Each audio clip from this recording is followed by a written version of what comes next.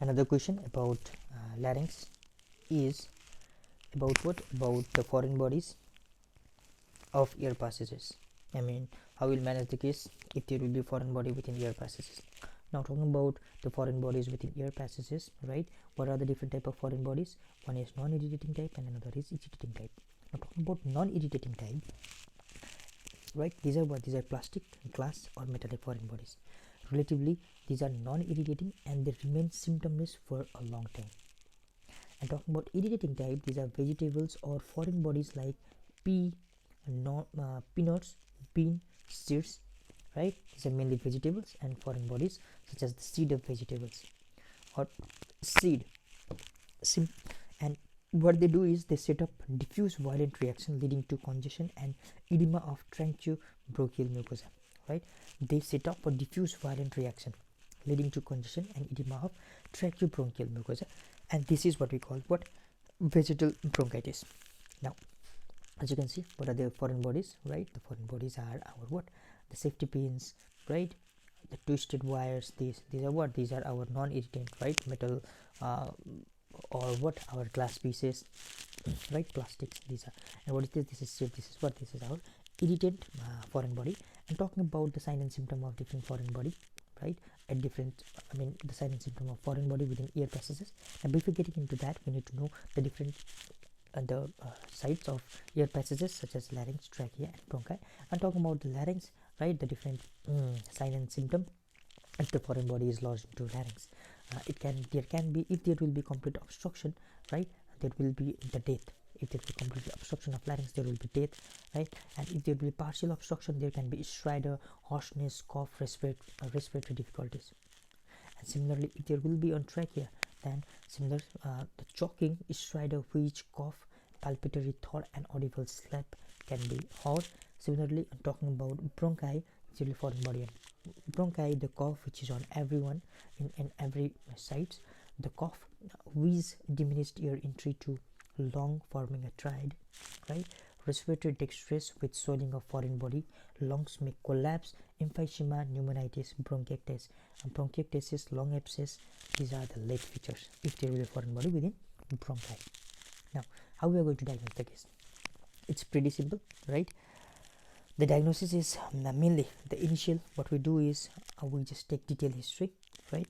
Another thing, what we do is we do physical examination of neck and chest.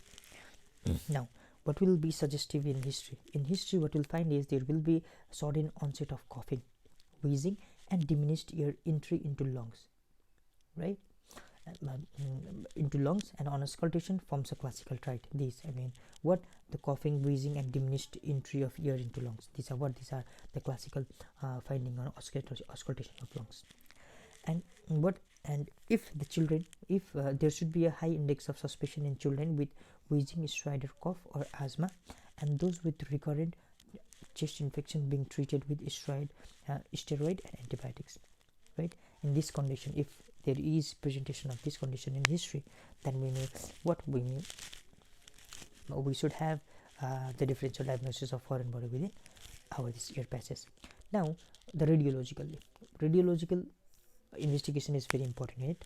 Now, what we do in radiological investigation is, the first thing is we do soft posterior, anterior and lateral view of neck in extended position, right? Soft tissue, posterior, anterior and lateral view of neck in extended position. Now, it will help us to see radio opaque object, right? It helps us to see radio opaque object, and sometimes even radiolution can be seen in larynx and trachea. Now, one important thing is how we are going to visualize this cone, right? If it is in ear passes, and how we can differentiate it with if it is present in foot passes. Now, talking about the cone in ear passes or larynx, trachea, anything, how it will appear is, it will appear flat foreign body and flat foreign body in trachea, and it lies in A's. That means like slit like in posterior anterior view, and flat on a lateral view, flat like this, right? And it goes opposite in the foreign body of esophagus. Similarly, another thing that we can do is, the first one is we did what? Soft tissue posterior, anterior and lateral view of neck. Another is we can do the plain x-ray, right, of chest, in posterior, anterior and lateral view. Now how it will help? It will show the radio opaque foreign body, its shape, size and location. Similarly, it will show lobar or segmental atelectasis because of complete obstruction by foreign body. We can see unilateral hyperinflation of lower segment or entire lungs, right? And we can see what mediastinal shift to opposite side as seen in hyperinflation.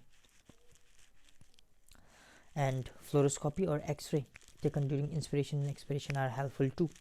Another thing that will help in plain X-ray of chest is mediastinum or pneumothorax, right? Or normal X-ray in early case, like if it is present within 24 hours, or a foreign body causing potential obstruction with full ingress and egress of ear does not produce any sign, right? Similarly, pneumonitis and bronchiectasis, or if there is prolonged stay of foreign body, right, it may cause atelectasis, pneumonitis or bronchitis. Similarly, we can do is X-ray chest at the end of inspiration and expiration. Atelectasis and obstructive emphysema can be seen, right? These are indirect evidence of radiolution foreign bodies.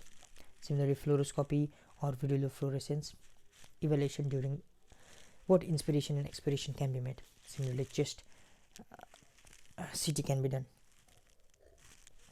These were the several investigation, right? Now, how we are going to treat, how we are going to manage it.